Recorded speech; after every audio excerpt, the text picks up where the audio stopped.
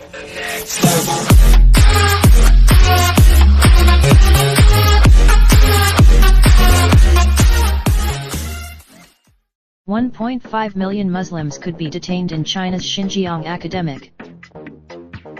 Geneva. Reuters. A leading researcher on China's ethnic policies said on Wednesday that an estimated 1.5 million Uyghurs and other Muslims could be held in so-called re-education centers in Xinjiang region, up from his earlier figure of 1 million.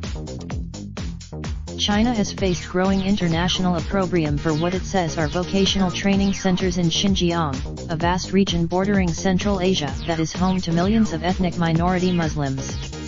Beijing has said the governor of Xinjiang, Sharat Zakir, said on Tuesday that China is running boarding schools, not concentration camps or re-education camps in the remote region.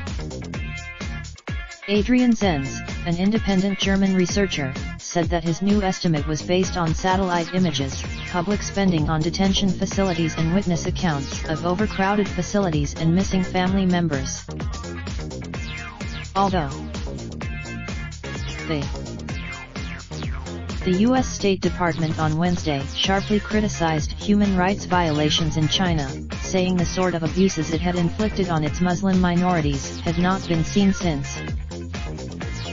Omir Bikalai, a Kazakh Uyghur, told a panel at the event that he had been tortured by Xinjiang police and held in a camp for 6 months in a small room with 40 people. A bipartisan group of U.S. lawmakers complained to the Trump administration this week that its response to rights abuses against China's Muslim minority was inadequate, months after it said it was looking into imposing sanctions.